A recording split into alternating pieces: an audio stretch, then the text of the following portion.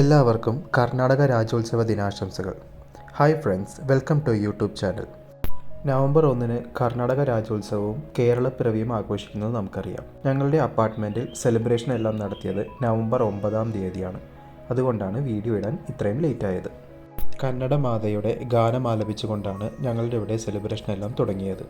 കുട്ടികളുടെ മാത്രമല്ല മുതിർന്നവരുടെയും ഡാൻസും പാട്ടുമെല്ലാം ഈ പരിപാടിയിൽ ഉൾപ്പെടുത്തിയിരുന്നു. കന്നഡ ഭാഷയിൽ മാത്രമായിരിക്കും ഇവിടെ എല്ലാ പരിപാടികളും നടത്തുന്നത് എന്നത് മാത്രമാണ് ഒരു പ്രത്യേകത. കൂടാതെ പണ്ടത്തെ ചരിത്രം ഇന്നത്തെ തലമുറയ്ക്ക് എത്തിക്കുവാൻ വേണ്ടിയിട്ട് അന്നത്തെ കാലത്തെ ആ ഒരു ഐതിഹ്യങ്ങളെല്ലാം ചേർത്ത് ഒരു നാടകവും ഇവർ ഒരുക്കിയിരുന്നു. 1956 കർണാടക സംസ്ഥാനം രൂപം കൊണ്ടത്. മൈസൂരു സംസ്ഥാനം എന്ന പേരിൽ ആരംഭിച്ച ഇത് 1973 കർണാടക എന്ന ഔദ്യോഗികമായി മാറി. ഇതോടെ ഭാഷ, സാംസ്കാരിക സമ്പത്ത്, ഒരുമയിലൂടെ ഒരു വിപ്ലവം കൊണ്ടുവരുവാൻ കർണാടക പുത്തൻ വഴികൾ തുറന്നു. കർണാടകയുടെ സാംസ്കാരിക സമ്പത്ത് അതിൻ്റെ കളികളിലും നൃത്തങ്ങളിലും ചിത്രശാലകളിലും ദർശിക്കാം. യക്ഷഗാനം, ദൊഡ്ഡദാട്ട, ദസറ മഹോത്സവം എന്നിവ കർണാടകയുടെ അടിത്തറയാണ്. കർണാടകയുടെ പ്രകൃതി സൗന്ദര്യം ഹൃദ്യമായ യാത്രാസ്മരണകൾ സമ്മാനിക്കുന്നു. കോട്ടകൾ, ഗൃഹങ്ങൾ, കൊട്ടാരങ്ങൾ, ഹംപി എന്ന ചരിത്ര പട്ടണം ഇതെല്ലാം കർണാടകത്തെ അവിസ്മരണീയമാക്കുന്നു. പ്രകൃതിയും പൈതൃകവും ചേർന്ന സമ്പന്നമായ ഒരു സംസ്ഥാനമാണിത്.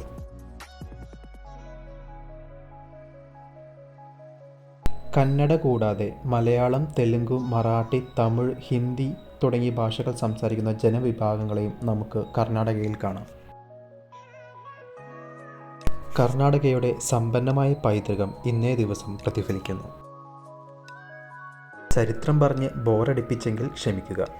വൈകുന്നേരം 6 മണിയോടെ തുടങ്ങിയ ഈ പരിപാടികളെല്ലാം കൂടി തീർന്നത് ഒരു 9-9:30 വരെ ഉണ്ടായിരുന്നു. അതിനുശേഷം ഭക്ഷണവും ഇവിടെ തന്നെ ഒരുക്കിയിരുന്നു.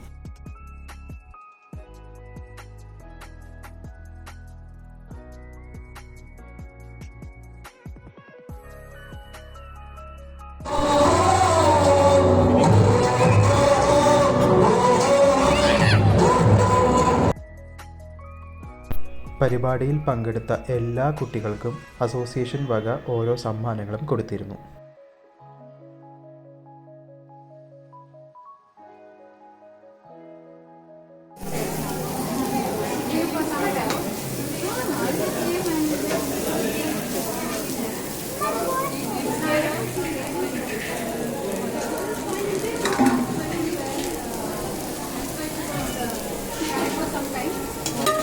ഇത്രയേ ഉള്ളൂ ഇന്നത്തെ വീഡിയോ. അപ്പോൾ താങ്ക് യു ഫോർ വാച്ചിങ്. മറ്റൊരു വീഡിയോയുമായി പിന്നീട് കാണാം.